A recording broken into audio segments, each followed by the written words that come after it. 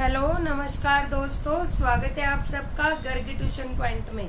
आज हम feasibility study पढ़ेंगे कि फिजिबिलिटी स्टडी क्या होते हैं, क्यों हम इसे यूज करते हैं, मीन्स इसके ऑब्जेक्टिव क्या हैं और इसके कौन कौन से टाइप्स हैं, और उन सभी टाइप्स को हम क्लियरली पढ़ेंगे with explanation.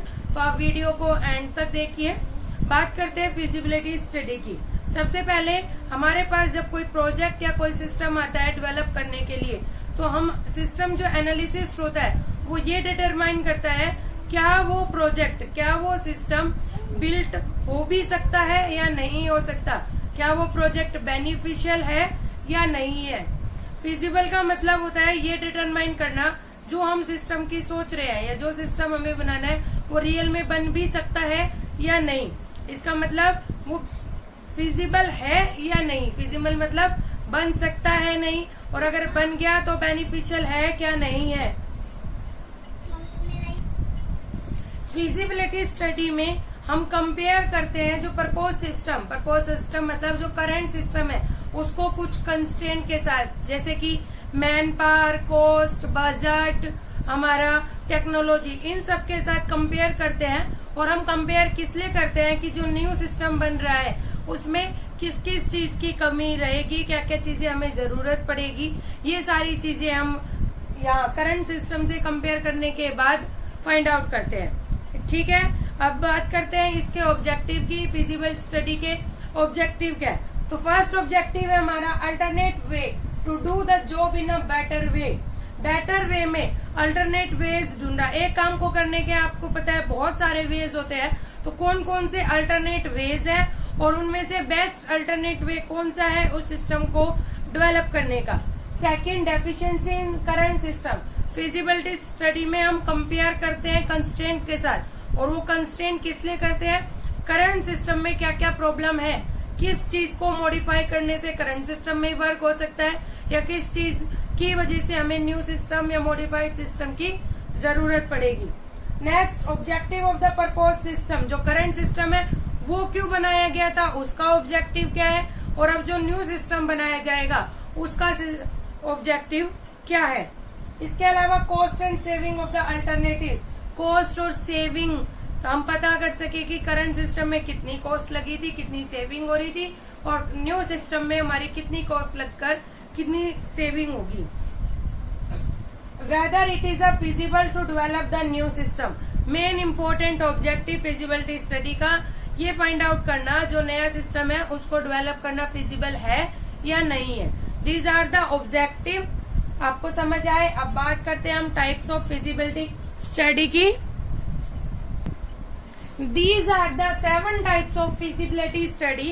First one is technical feasibility. Second is operational feasibility. Third is economic feasibility. Fourth is social feasibility. Fifth is management feasibility.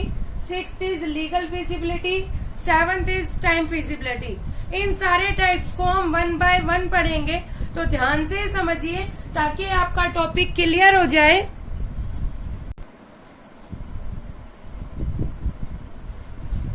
देखिए, these are the 7 types of feasibility study. First one is technical. Technical में हम क्या देखते हैं कि कौन सी technology की जरूरत होगी सिस्टम को डेवलप करने के लिए, और जिस टेक्नोलॉजी की जरूरत है क्या वो अवेलेबल है। अगर अवेलेबल नहीं है तो वो टेक्नोलॉजी कहाँ से आएगी। क्या नया सिस्टम हमारे जो करंट इक्विपमेंट है हमारे पास उससे डेवलप हो जाएगा, क्या जो हम सिस्टम बना रहे हैं वो फ्यूचर में एक्सपेंड हो सकता है या नहीं। एक टेक्नोलॉजी से रिलेटेड जितने भी आपकी क्वेरीज हैं, जितने भी आपके क्वेश्चंस हैं, वो टेक्निकल टाइप में पूछे जाते हैं।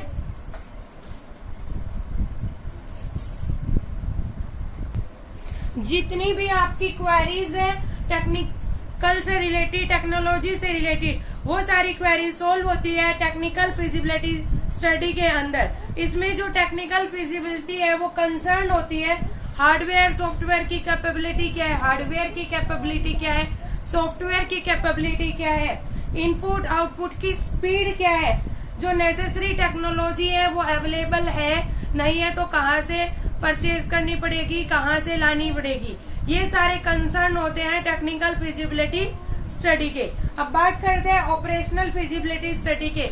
ऑपरेशनल मतलब ऑपरेशन। ऑपरेशन मीन्स हम यहाँ पर ध्यान देते हैं स्किल से रिलेटेड क्वेरीज पर। क्या जो नया सिस्टम बना रहे हैं उसके लिए जिस स्किल की जरूरत है, क्या वो नई स्किल एग्जिस्ट करती है, एग्जिस्ट नहीं करती, तो कैसे लोगों तक वो स्किल पहुंचानी है। जो एग्जिस्टिंग हमारा स्टाफ है, एम्प्लॉयज है, क्या वो उस स्किल को जानते हैं, अगर नहीं जानते तो किस तरह उन्हें उस स्किल से ट्रेन करना है। इसके अलावा क्या क्या करंट सिस्टम में, अगर मान लीजिए नया सिस्टम हम नहीं लाते, करंट सिस्टम में चेंज करें, तो कौन कौन सी स्किल, कौन कौन सी टेक्नोलॉजी और क्या क्या स्किल एम्प्लॉयज में हमें चेंज करनी पड़ेगी। ये सारे स्किल से रिलेटेड जितने भी क्वेश्चंस है कि कैसे स्किल आएगी, लोगों को किस तरह से हम स्किल प्रोवाइड करेंगे, ट्रेनिंग प्रोवाइड करेंगे, क्या चेंजेस होंगे करंट सिस्टम में स्किल से रिलेटेड, पर्सन्स उसे कितने दिन में अडॉप्ट करेंगे उस स्किल को, कितने टाइम के बाद सिस्टम उस स्किल पर वर्क कर पाएगा। ये सारे क्वेश्चंस आते हैं हमारे ऑपरेशनल फिजिबिलिटी में। इसके बाद आती है हमारी इकोनॉमिक। इकोनॉमिक का मतलब कॉस्ट। कॉस्ट और सेविंग से रिलेटेड जितने भी क्वेश्चंस हैं आपके, जितनी भी क्वेरीज हैं, उसका आंसर मिलता है आपको इकोनॉमिक फिजिबिलिटी में। इकोनॉमिक फिजिबिलिटी में हम बहुत सारी कॉस्ट और बेनिफिट का ध्यान देते हैं। First one is cost system investigation cost. System को इन्वेस्टिगेशन में कितनी कॉस्ट लगी, उसके ऑपरेटिंग कॉस्ट कितनी लगी, सिस्टम को डेवलपमेंट कॉस्ट कितनी लगी, हार्डवेयर की कॉस्ट क्या है, सॉफ्टवेयर की कॉस्ट क्या है, कौन कौन से इनपुट आउटपुट लगेंगे, उनकी कॉस्ट क्या है, एम्प्लॉयज को जब आप रखेंगे, एम्प्लॉयज लाएंगे तो उनकी कॉस्ट, सारी चीजें, सारी कॉस्ट लगाने के बाद कितने का हमें सेविंग होगी, उन सेविंग में से कितना हमारा बेनिफिट होगा। ये सारे क्वेश्चंस हमें मिलते हैं इकोनॉमिक फिजिबिलिटी में। कॉस्ट और सेविंग से रिलेटेड सारे आंसर मिलते हैं हमें इकोनॉमिक फिजिबिलिटी में। मतलब investigation cost, development cost, system hardware software cost, input output cost, सारी कॉस्ट करने के बाद उसके बाद हमारे पास क्या बचता है, क्या सेविंग होती है, कितना बेनिफिट्स है, वो सारे मिलते हैं हमें इकोनॉमिक फिजिबिलिटी स्टडी से। इसके बाद आता है सोशल फिजिबिलिटी। सोशल फिजिबिलिटी का मतलब आपने सिस्टम बना तो लिया, क्या अब सोसाइटी उसे एक्सेप्ट करेगी या नहीं करेगी। आप जो टेक्नोलॉजी, जो स्किल लेके आए हो, जिस कॉस्ट में आपने जिस टेक्नोलॉजी, जिस कॉस्ट में आपने सिस्टम बनाया है, क्या सोसाइटी उसे एक्सेप्ट करेगी या नहीं करेगी। ये आंसर मिलता है हमें सोशल फिजिबिलिटी में। लीगल का मतलब जो सिस्टम आपने बनाया है उसमें आपने सारे अपने रूल रेगुलेशंस फॉलो किए हैं या नहीं करे, लीगल है कि नहीं है, इलीगल तो नहीं है। ये सारे आंसर मिलते हैं आपको लीगल फिजिबिलिटी में। इसके बाद मैनेजमेंट, आपका सिस्टम मैनेजेबल है या नहीं है। आपके सिस्टम में मान लीजिए कोई प्रॉब्लम हो जाती है तो इजीली एम्प्लॉय से मैनेज हो पाएगा या नहीं हो पाएगा, कितनी ज्यादा कॉम्प्लेक्सिटी है आपके सिस्टम में। ये सारे रिप्लाई मिलते हैं मैनेजमेंट फिजिबिलिटी स्टडी से। इसके बाद last one is time feasibility. आपका सिस्टम क्या with in a time complete हो रहा है या नहीं। अगर टाइम लिमिट के बाद कंप्लीट होता है तो क्या कस्टमर उसे एक्सेप्ट करेगा या नहीं। अगर कस्टमर ने एक्सेप्ट नहीं किया तो हमें उस सिस्टम का क्या करना है। ये सारे क्वेश्चंस मिलते हैं आपको टाइम फिजिबिलिटी के अंदर।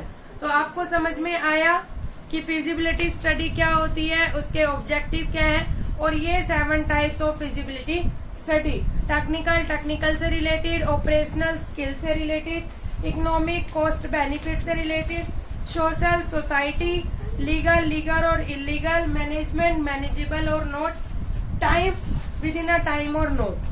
बहुत सिंपल है, इसे याद करना भी बहुत सिंपल है और उतना ही समझना। तो आई होप आपको समझ में आ गया हो। Thanks for today.